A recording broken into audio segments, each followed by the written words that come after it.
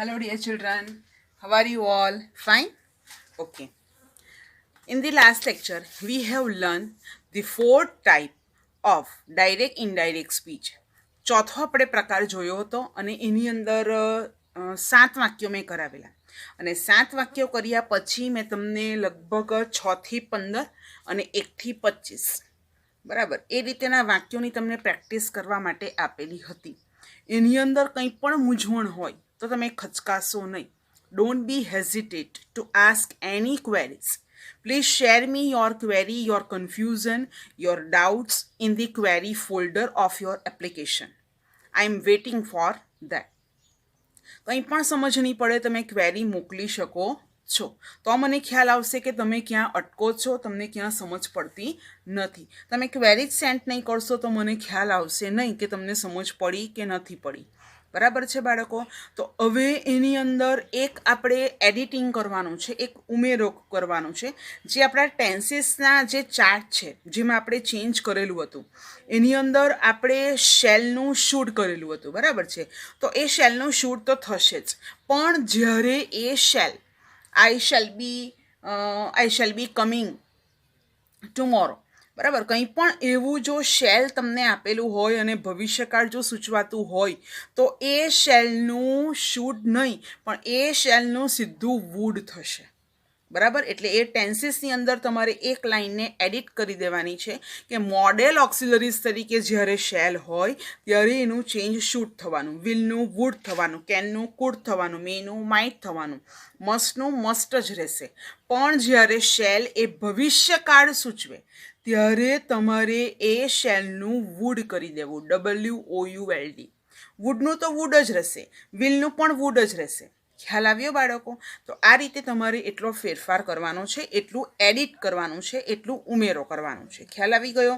ટેન્સીસના જે ચેન્જીસ હતા, આપણે 6 પ્રકારના ચેન્જીસ કરેલા, એમાં ટેન્સીસના જે ચેન્જીસ છે એની અંદર મોડેલ ઓક્સિલરીઝમાં ચેન્જીસ છે, એનું શેલનું શૂટ થાય છે. એની બાજુમાં જ તમારે લખી દેવાનું સ્લેશ કરીને વુડ અને બ્રેકેટમાં લખવાનું જ્યારે શેલ ભવિષ્યકાળમાં આપેલું હોય. ડાયરેક્ટ સ્પીચની અંદર જ્યારે શેલ ભવિષ્યકાળ સૂચવાતો હોય, શેલ અને વિલ તમને ખ્યાલ છે ને, ભવિષ્યકાળના ટુ બીના રૂપો છે, ત્યારે જે એ શેલ છે તો એનું સીધું શૂડ નહીં કરશું પણ એનું સીધું આપણે ઇનડાયરેક્ટ બનાવતી વખતે ચેન્જ વુડ કરી દઈશું. આટલી એક માહિતી તમારે ધ્યાનમાં રાખવાની છે. ત્યાર પછી આપણે 5મો પ્રકાર કરી લઈએ, ટાઈપ 5.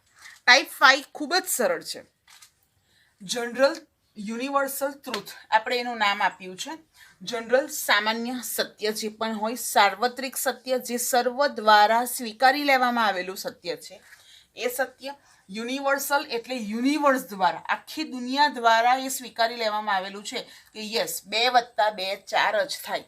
સૂર્ય પૂર્વમાં જ ઉગે છે, સૂર્ય પશ્ચિમમાં જ આથમે છે. આ જે બધા સનાતન સત્ય છે દરેકના દ્વારા સ્વીકારી લેવામાં આવેલા સત્ય જે છે એ બધા વાક્યોની અંદર શું કરવાનું છે એ આપણે જોઈ લઈએ. એકચ્યુઅલી યુનિવર્સલ ટ્રુથમાં શું આવે? વી કેન કન્સિડર ધેટ સનાતન સત્ય, વાસ્તવિકતા એટલે પણ સત્ય જેવું જ, બદલી ન શકાય એવી હકીકતો હોય કે જે આપણાથી બદલી ન શકાય. બરાબર છે? તો એ બધી જ હકીકતો આપણે આની અંદર લઈશું. ગણિતના દાખલા, ગણિતના કોઈ પણ દાખલા હોય, બરાબર, 2 * 2 = 4, બરાબર, 2 × 10 = 20.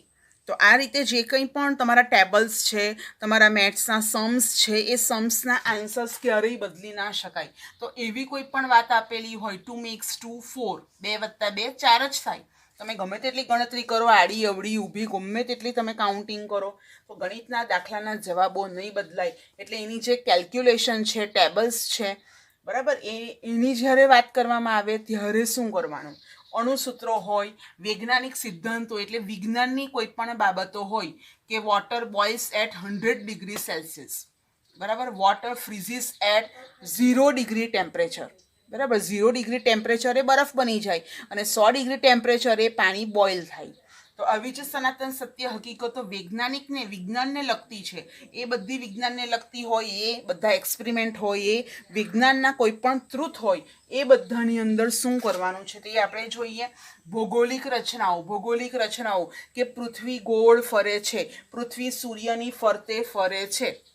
The earth moves round to the sun.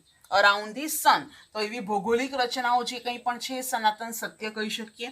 ઐતિહાસિક બાબતો, બરાબર, કે 1949ની અંદર ભારતને આઝાદી મળી હતી. India got freedom in 1947. તો આપણે એવી ઐતિહાસિક બાબતોને નકારી શકીએ નહીં. એ પણ ઇતિહાસની અંદર સત્ય તો હતું જ. સુવિચારો હોય, કોઈ પણ સુવિચારો હોય, કહેવતો હોય, પ્રોવર્બ્સ, ગુડ થોટ્સ, પ્રોવર્બ્સ હોય, મહાન વ્યક્તિઓના સૂત્રો હોય, બરાબર. Truth is God. Mahatma Gandhiji say truth is God. સત્ય એ જ ભગવાન છે. ભગવાનને પૂંજવા નહીં જશો તો ચાલશે, પણ મતલબ તમે સત્યના રસ્તે ચાલો, સત્ય બોલો, તો એ એના સૂત્રો કહેવાય. તો એ સૂત્રોના કાળમાં તમારે ફેરફાર કરવાનો નથી. સાર્વત્રિક સત્ય, બધા દ્વારા સ્વીકારી લેવામાં આવેલું સત્ય જો ડાયરેક્ટ સ્પીચના રિપોર્ટેડ સ્પીચમાં આવે, ડાયરેક્ટ સ્પીચનું જે વાક્ય છે એના રિપોર્ટેડ સ્પીચમાં આરએસની અંદર, બરાબર, જે પેલું ઇન્વર્ટેડ કોમાની અંદર જે વાક્ય છે ને એ વાક્યની અંદર જો આટલામાંથી કોઈ પણ મેટર આવી તો આપેલ હોય તો ત્યારે શું કરવાનું? ઇનડાયરેક્ટ સ્પીચની અંદર જ્યારે તમે ઇનડાયરેક્ટમાં ચેન્જ કરો છો ત્યારે જે પેલું આરએસ છે તેની અંદર તમારે શું કરવાનું? ઇન્વર્ટેડ કોમા તમે રિમૂવ કરી દેવાના છે. પણ આરએસની અંદર જે ટેન્સ આપેલો છે, જે કાળ છે, ક્રિયાપદ વગર તો વાક્યો કોઈ પણ થવાના જ નથી, બરાબર. For example, the earth moves around the sun. The earth moves around the sun. તો મૂવ્સ એ ક્રિયાપદ છે, મૂવ્સ એ વર્તમાન કાળમાં છે, તો એને વર્તમાન કાળમાં જ રહેવા દેવાનું, એને ભૂતકાળમાં ફેરવવાનું નથી. ક્યારે? તમે જ્યારે ડાયરેક્ટમાંથી ઇનડાયરેક્ટમાં ફેરવો છો ત્યારે સનાતન સત્ય હકીકતો હોય, ગણિતના દાખલાઓ હોય, ન બદલી શકાય એવી વાસ્તવિકતાઓ હોય, વૈજ્ઞાનિક સિદ્ધાંતો હોય, ભૌગોલિક કોઈ પણ રચનાઓ હોય, ઐતિહાસિક બાબતો હોય, સુવિચારો હોય, કહેવતો હોય, મહાન વ્યક્તિઓના સૂત્રોચ્ચાર હોય, સાર્વત્રિક સત્ય હોય, અને આ બધું જો ડાયરેક્ટ સ્પીચના રિપોર્ટેડ સ્પીચવાળા વાક્યની અંદર જો આપેલા હોય તો તમે જ્યારે એનું ઇનડાયરેક્ટ બનાવો, જ્યારે તમે એનું કંજક્શન લખો, કંજક્શન પછી એ આરએસનું ઇન્વર્ટેડ કોમા રિમૂવ કરીને જે વાક્ય લખો, વાક્યનું ક્રિયાપદ તમારે ભૂતકાળમાં ફેરવવાનું નથી. સાદા વર્તમાનકાળનું સાદો ભૂતકાળ કરવાનું નથી. ચાલુ વર્તમાનકાળનું ચાલુ ભૂતકાળ કરવાનું નથી. તમારે એની જગ્યાએ શું કરવાનું છે? ટેન્સની અંદર એના કાળને બદલવાનો નથી. આરએસ વર્તમાન કાળમાં હોય તો એ ઇનડાયરેક્ટ સ્પીચમાં ફેરવતી વખતે વર્તમાન કાળમાં જ રહે છે. આ બધી જે મેટર છે એની અંદર વર્તમાન કાળ આપેલો છે, તમારે વર્તમાન કાળ જ રહેવા દેવાનો. માત્ર એક બાબત છે ઐતિહાસિક બાબતો. ઐતિહાસિક એટલે જે ઘટનાઓ બની ગયેલી છે, વિશ્વયુદ્ધ, તો કે આ દિવસે આમ થયું હતું, આ દિવસે તે થયું હતું, બરાબર છે. તો એ બધી જે તમારી એસએસની જેટલી મેટર છે, સોશિયલ સાયન્સની તમે જેટલી સ્ટડી કરો છો અને જેટલી તારીખો છે, જેટલી ઈસવીસન છે, એની કોઈ પણ મેટરની બે જણા ચર્ચા કરવામાં આવે તો એ તારીખ વાર બદલાતા નથી, પણ એનો પાસ્ટ ટેન્સ હશે. એટલે મેં બોક્સમાં અહીંયા ઐતિહાસિક બાબતો અલગ બોક્સ કરેલું છે. કેમ? આ બધી મેટર વર્તમાન કાળમાં આવવાની, તો આપણે એને વર્તમાન કાળમાં જ રહેવા દેવાના, એનો ટેન્સ ચેન્જ નહીં કરવાના. પણ આ જે બાબતો છે ઇતિહાસની, એ તો ભૂતકાળમાં જ તમારી આવશે. ખ્યાલ આવે છે? ઇતિહાસની જે કંઈ પણ બાબતો છે એના હું વાક્ય 10 અલગ લખાવીશ. ઐતિહાસિક બાબતોના હું વાક્ય તમને અલગ કરાવીશ, બરાબર છે. પણ એ જે મેટર છે એ મેટર ભૂતકાળની હશે અથવા તો પૂર્ણ ભૂતકાળની હશે, તો તમારે એને ચેન્જ કરવાની નથી. હા, પૂર્ણ ભૂતકાળ હોય તો એનું ચેન્જ થવાનું જ નથી, પણ સાદો ભૂતકાળ જો હોય તો એનું પૂર્ણ ભૂતકાળ તમારે કરવાનું નથી. ક્લિયર? તો આની અંદર આ જે ટાઈપ 5 આપેલો છે તેની અંદર આપણે થોડા વાક્યો લખી લઈએ અને ત્યાર પછી ઐતિહાસિક બાબતો જે દર્શાવતા ભૂતકાળના વાક્યો છે એ પણ નોટ કરી લઈએ. ઇન શોર્ટ, એની અંદર કાળ બદલવાનો નથી. માત્ર બોલનારનું નામ લખો, આરવી લખો, સાંભળનારનું નામ લખો, કંજક્શન લખો, અને જે પેલું ઇન્વર્ટેડ કોમા કરીને જે આરએસ બચે છે ને એ આરએસ બેઠું જ લખી દો. મગજમારી કરવાની જ નહીં. ખ્યાલ આવે છે બાળકો? સમજ પડે છે? અહીંયા સ્ટોપ કરી દો વિડીયો અને અત્યારથી પહેલેથી અત્યાર સુધીનો વિડીયો ફરી એકવાર જોઈ લો, તો તમને લાઈફ લોંગ યાદ રહેશે. બાળકો, એક વસ્તુ સિરિયસલી સમજજો કે આ જે ડાયરેક્ટ ઇનડાયરેક્ટ સ્પીચ છે એ તમને 9th, 10th, 11th, 12th ચારે 4 સ્ટાન્ડર્ડમાં કામ આવશે. જો અત્યારે તમે બરાબર લર્ન કરી લો છો, સમજ તમને પડી જાય છે, તો 10th સ્ટાન્ડર્ડમાં એટલો તમારો ભાર ઓછો થઈ જશે. આ એકચ્યુઅલી ભાર નહીં કહેવાય, આ એક આનંદ કહેવાય. નવી વસ્તુ શીખવાનો એક તમારો જુસ્સો છે, તમારામાં એન્થુઝિયાઝમ છે, બરાબર. તો થોડું માઇન્ડમાંથી જો એ સેટ થઈ જાય તો તમે બીજું બધું થોડું ગ્રાસ્પ કરી શકો, ગ્રહણ કરી શકો. નવી નવી વસ્તુ જે આવશે તમે એને એક્સેપ્ટ કરી શકો. કારણ કે ઇંગ્લિશ ગ્રામર એ બહુ મોટો દરિયો છે અને બહુ મોટા દરિયામાંથી આપણે 2-3 ડોલ હજી ભરી છે, બરાબર છે. હજુ વધારે પાણી આપણે ભરી લેવાનો છે અને એના માટે આ તમારે સ્ટડી બરાબર કરી લેવાનું છે. ફરીથી કહું, ટેન્સીસના વિડીયો તમારે રોજ રિફર કરવાના છે. એક ટેન્સીસના વિડીયો જે રોહન સરના છે ફરી પાછા જો. એક્ટિવ પેસિવ વોઇસ એ તમારી એક્ઝામ્સની અંદર તમને પૂછાવાનું છે, એ પણ તમારે બરાબર ધ્યાનથી તમારે જોઈ લેવાનું છે. 21 તારીખની જે એક્ઝામ છે તેની પણ તમે તૈયારી બરાબર કરી જશે. પાર્ટ બી ઓનેસ્ટલી હવે પછીની જેટલી એક્ઝામ્સ હોય તો પાર્ટ બી તમારે ઘરે બેસીને શાંતિથી લખવાનો છે અને જે તમને સોલ્યુશન આપી દેવામાં આવે, એક દિવસ પછી હું તમને સોલ્યુશન મૂકીશ, તો એ સોલ્યુશનમાંથી તમારે જાતે ચેક કરીને જાતે માર્ક્સ આપી દેવાના રહેશે, બરાબર છે બાળકો. તો એ વસ્તુ ખાસ તમારે ધ્યાન રાખવાની છે અને કંઈ પણ વસ્તુ તમારે છોડવાની નથી. પ્લસ 10થના એસેની PDF ફાઇલ મેં તમને મોકલાવી દીધી છે. તમારે દરરોજ એક પેરેગ્રાફ નવો સરસ તમારી મટીરિયલનો ઉપયોગ કરીને નવો એસે બનાવવાનો છે અને એસે બનાવીને સરસ 3થી 4 પાનાનો એસે સરસ તૈયાર કરો, જેથી તમને પરીક્ષામાં લખતા યાદ રહેતા 2-2.5 પાના થઈ જાય અને તમને એમાં 6માંથી 5 માર્ક આવવાના તમારા ચાન્સ રહી, બરાબર. તો આપણે એની પૂરેપૂરી તૈયારી કરવાની છે. You should give 100% in each and every subject. So please note down this and we are going to write down the more examples of it. Write number 5 examples.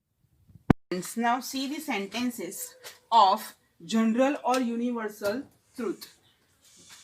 With concentration, you should study this all sentences first. Honesty is the best policy. તો આ એક proverb પણ કહી શકીએ, good thought પણ કહી શકીએ કે પ્રમાણિકતા આપણે રાખવી જોઈએ. એ બેસ્ટ પોલિસી છે આપણે લાઈફ માટે, જીવન જીવવા માટે. માય ગ્રેન્ડપા સેડ ટુ મી, મારા દાદાજીએ મને કહ્યું, બરાબર. તો મને જ્યારે મારા દાદાજીએ કહ્યું હતું તો ઓનેસ્ટી ઇઝ, તો એમેઝોનનું વોઝવર કરવાનું નથી. કેમ? કારણ કે આ એક યુનિવર્સલ ટ્રુથ એને આપણે ગણી શકીએ, સુવિચાર પણ કહી શકીએ. તો આન્સર આ રીતે લખાશે, માય ગ્રાન્ડપા.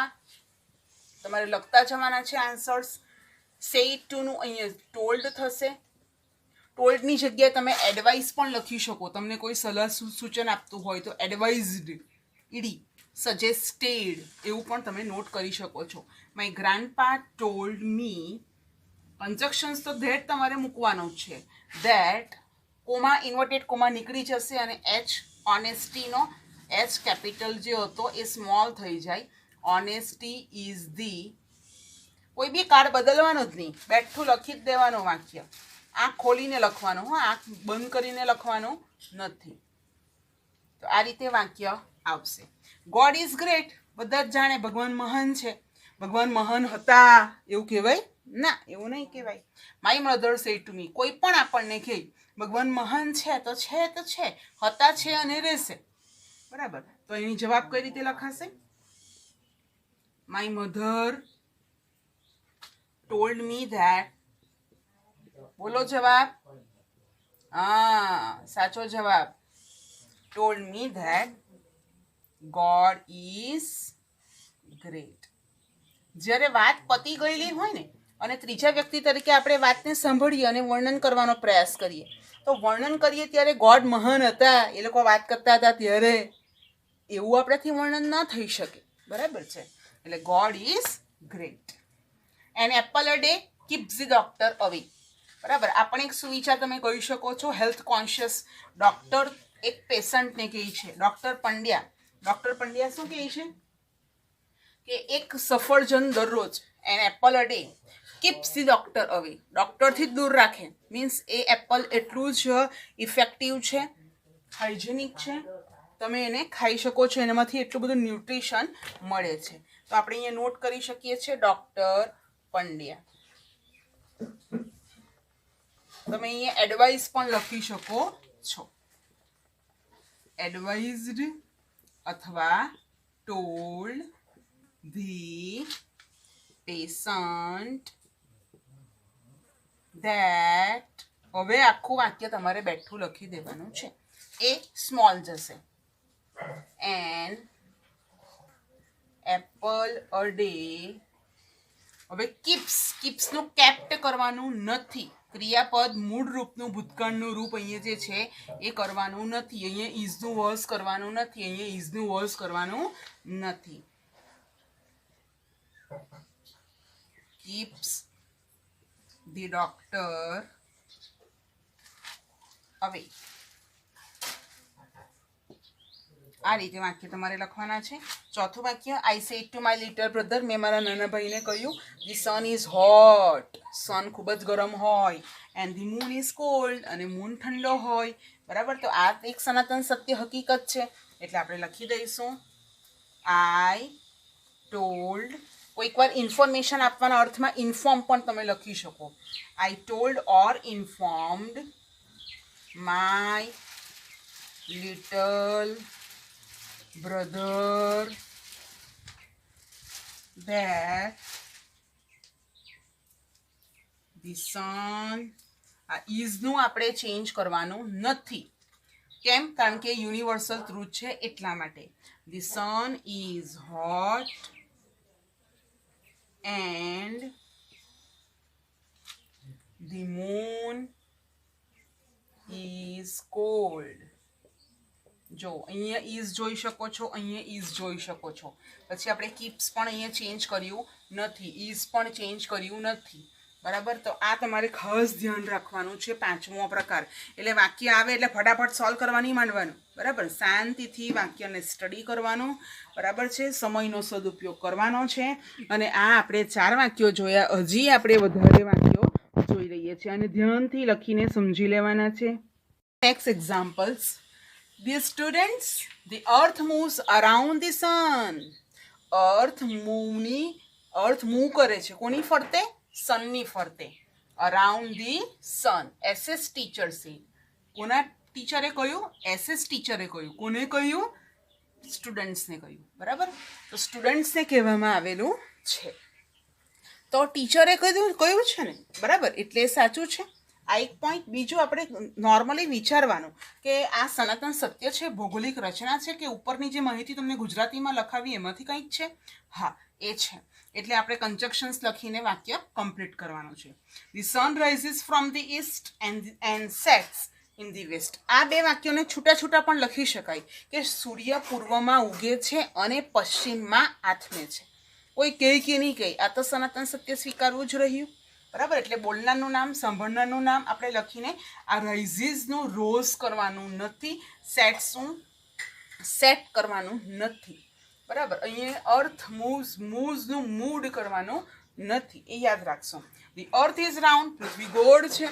કોણ જોવા ગયેલું? જોવા ગયેલા ને, પ્રૂવ થયેલું છે. ભૌગોલિક રચના છે આપણી, પૃથ્વી ગોળ છે. રાજુ, આઈ સેડ, મેં કહ્યું. તો અહીંયા સેડ આપેલું છે, અહીંયા પણ સેડ આપેલું છે. તો આપણે અહીંયા આરવીના નિયમોમાં મેં લખાવેલું છે કે સેડ આપેલું હોય તો સેડ જ રહેવા દેવાનું. પણ ક્યારે? સાંભળનાર ન હોય ત્યારે. પણ અહીંયા તો બંને વાક્યમાં સાંભળનાર છે. બરાબર, સાંભળનાર હોય તો સેડ બદલી નાખવાનું અને સેડ ટુનું શું કરી દેવાનું? ટોલ્ડ. ભલે અહીંયા ટુ નથી, પણ અહીંયા ને, રાજુને કહેવામાં આવ્યું છે, અહીંયા સ્ટુડન્ટ્સને કહેવામાં આવ્યું છે એટલા માટે. બરાબર, બીજી એક વસ્તુ કે આપણે એવું લખેલું અંદર કે યસ વાક્યમાં આપેલું હોય ત્યારે પોઝિટિવલી કરવું. Yes, okay, sure. બરાબર, told in positively, replied in positively. No હોય ત્યારે રિપ્લાઇડ નેગેટિવલી અથવા રિપ્લાઇડ ઇન નેગેટિવ, એવા 2 ફોર્મ લખેલા. એ જ રીતે સેમ જ્યારે ડિયર કહેવામાં આવે, ડિયર, આ માહિતી તમારે લખી લેવાની કે જ્યારે આરએસમાં ડિયર આપેલું હોય ત્યારે વિથ લવ. બરાબર, આરવી સાથે વિથ લવ લખવું પડે. અને જ્યારે ડિયરની જગ્યાએ સર આપેલું હોય, SIR સર, બરાબર, રિસ્પેક્ટેડ સર, ત્યારે એક રિસ્પેક્ટ જાગે આપણા માટે. બરાબર, તો વિથ રિસ્પેક્ટ લખવું. Told with respect, ask with respect. જે આરવી હોય તેની સાથે વિથ તમારે લખવાનું છે. એટલે આ નોંધ તમારે લખી લેવાની છે ફરીથી કે જ્યારે આરએસમાં ડિયર આપેલું હોય ત્યારે આરવી સાથે લખતા જાઓ, આરવી સાથે વિથ લવ લખવાનું છે. અને જ્યારે વાક્યમાં સર આપેલું હોય ત્યારે તમારે વાક્યમાં આરવીની સાથે વિથ રિસ્પેક્ટ લખવાનું છે.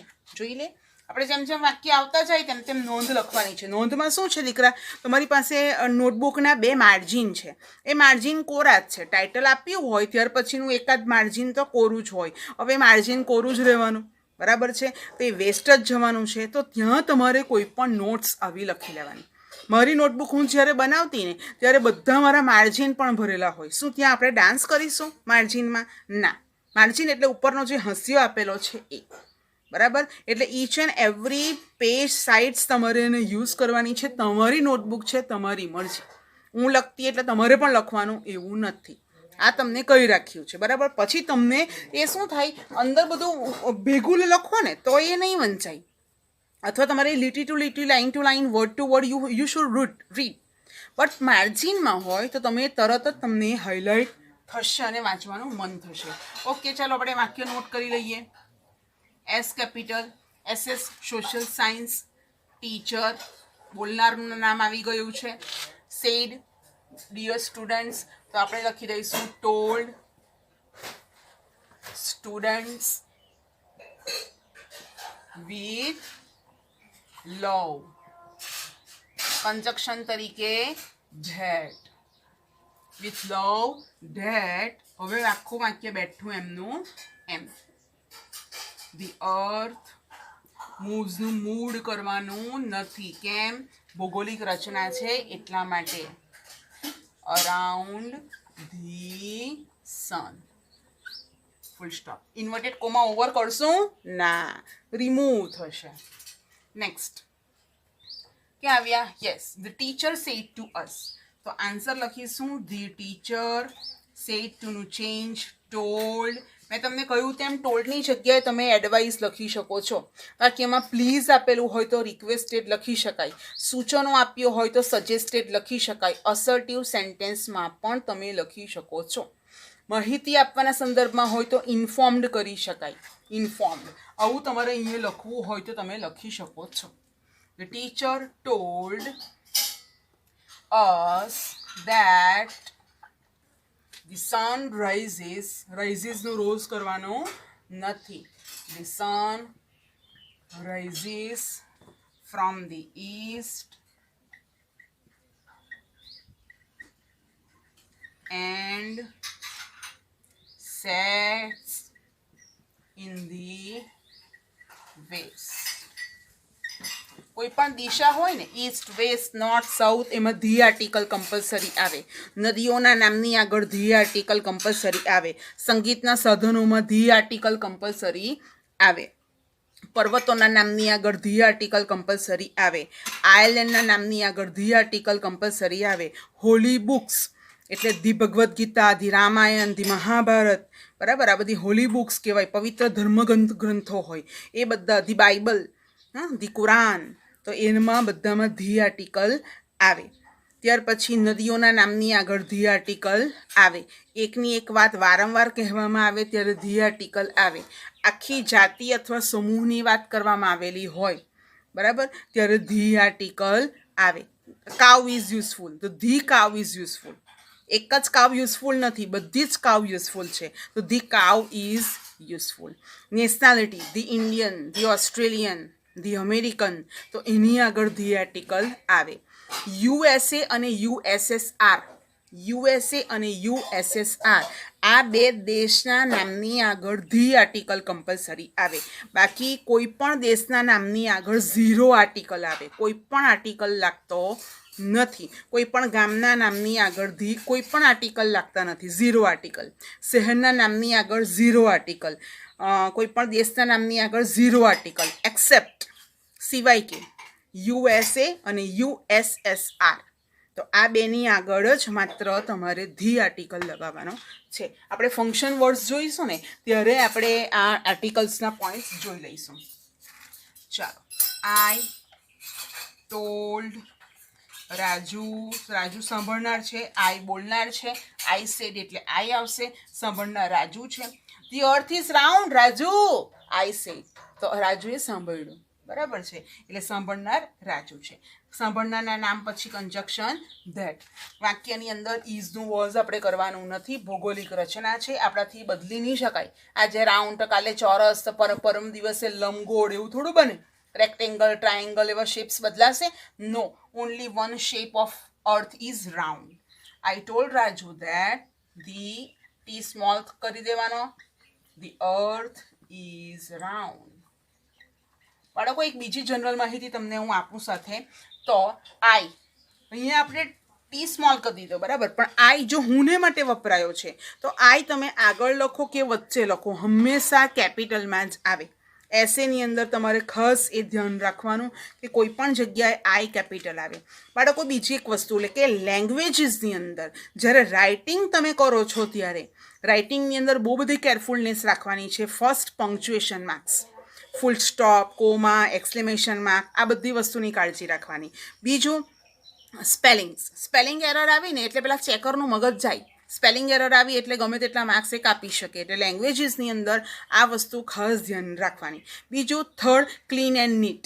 ક્લીનલીનેસ તમારે બરાબર ડેવલપ કરવાની છે, મેન્ટેન કરવાની છે. જો તમે છેકાછેકવાળું લખાણ લખો ને, ભલે ને ગમે તેટલું સાચું હોય, પણ એની અંદર તમારા માર્ક્સ કટ થઈ શકે બરાબર. અને કટ કોના પર ડિપેન્ડ છે? પેલા ચેકર ઉપર આધાર રાખે કે તમારા માર્ક્સ કેટલા કટ થાય બરાબર. અને બોર્ડની આપણી જે સ્કીમ છે ઇવોલ્યુશન કરવાની કે બાળકમાં કેટલું નોલેજ છે, કેટલું ટેલેન્ટ છે, એ ઇવોલ્યુશન શાનાથી થાય? ઓનલી 3 કલાકના રાઇટિંગ પેપર્સથી.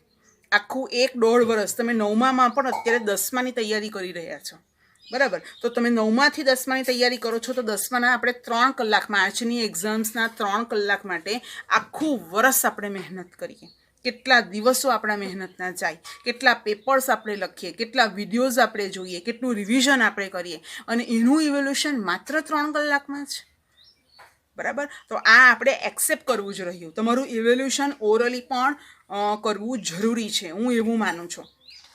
છતાં બી તમે આવું ઓરલી પણ તમે બોલતા જાઓ, તમારી ફ્લુઅન્સી ડેવલપ થવી જોઈએ. તમારા ફેમિલી મેમ્બર્સની સાથે તમારી ઇંગ્લિશમાં વાત કરવાની છે. You should talk in front of the mirror in the English. You should talk or કન્વર્સ in English with your parents, with your friends, with your relatives, and develop your fluency in English, because nowadays English is mother tongue. English is like mother tongue, and we should develop, and it's quite necessary to speak in English and share your views. તો આ note down તમારે કરી લેવાનું છે. હવે પછી આપણે next examples જોઈ લઈએ. The more examples of this type and solve it. Our maths teacher said to all. એ આપણે પહેલા સોલ્વ કરી લઈએ. તો અવરનું અવર રહેશે, મેથ્સનું મેથ્સ રહેશે. સેડ ટુ જે આપેલું છે એની અંદર ટોલ્ડ અથવા એડવાઇઝ આવે. Told all. સાંભળનારના નામ પછી કંજક્શન ધેટ.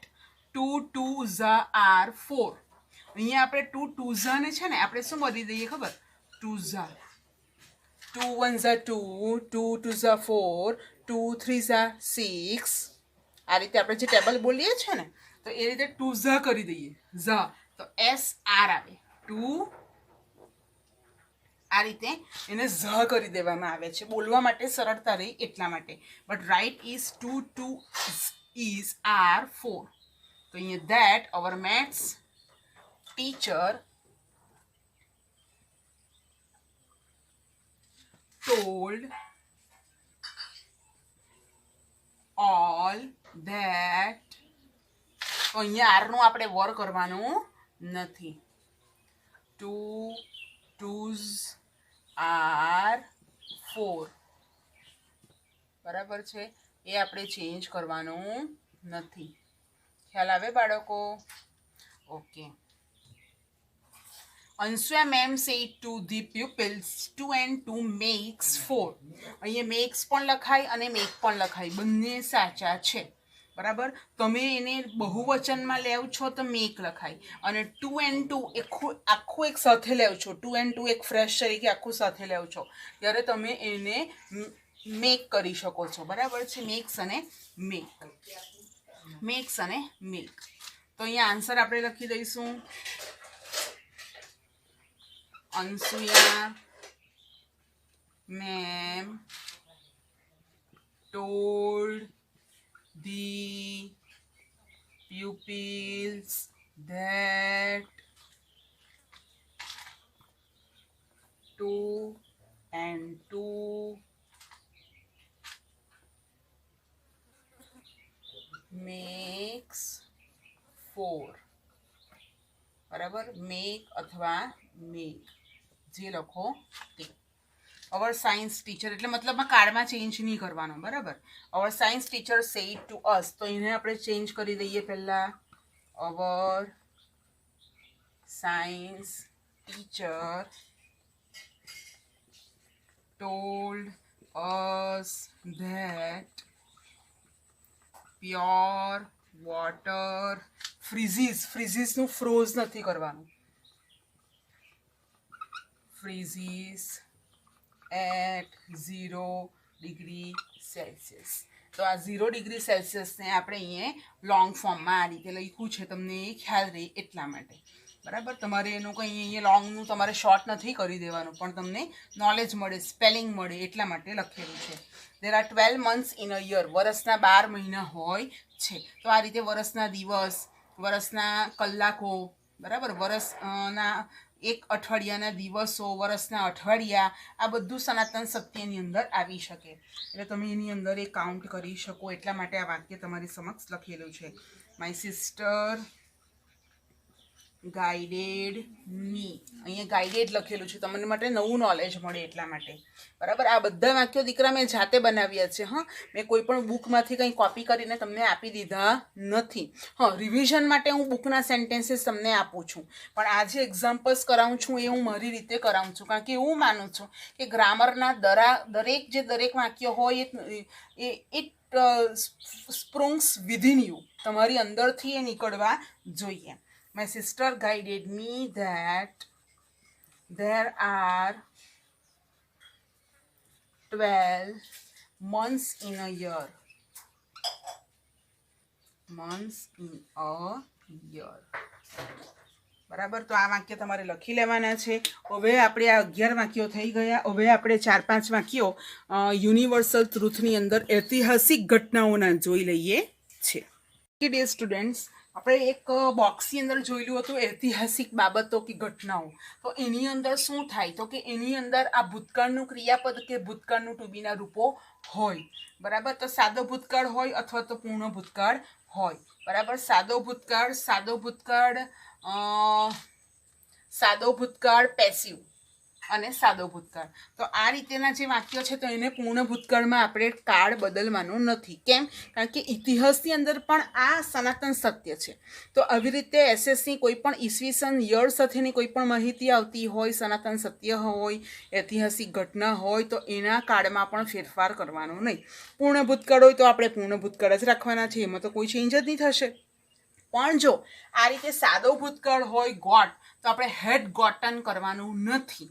બરાબર છે, અહીંયા ડેવલપ છે તો આપણે અહીંયા હેડ ડેવલપ્ડ કરવાનું નથી, હેડ ઇન્વેન્ટેડ કરવાનું નથી, એઝ ઇટ ઇઝ જ રવા દેવાનું છે. એટલે બોલનારનું નામ, સાંભળનારનું નામ, વચ્ચે આરવી, પંચક્ષણ ધેટ, અને પછી આરએસનું જે વાક્ય છે કોપી કરી દેવાનું રહેશે. તો આપણે જવાબો લખીએ. આઈ told you that India got freedom in 1947. બરાબર છે, આ રીતે તમારે લખી દેવાનું છે. I told you that the world's first university was established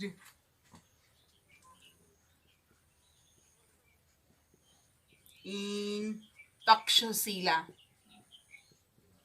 ખબર ને, તક્ષ નામનો બહુ મોટો સાપ હતો. Takshashila in 700 before Christ, BC, before Christ. બરાબર, ક્રાઇસ્ટ પહેલા.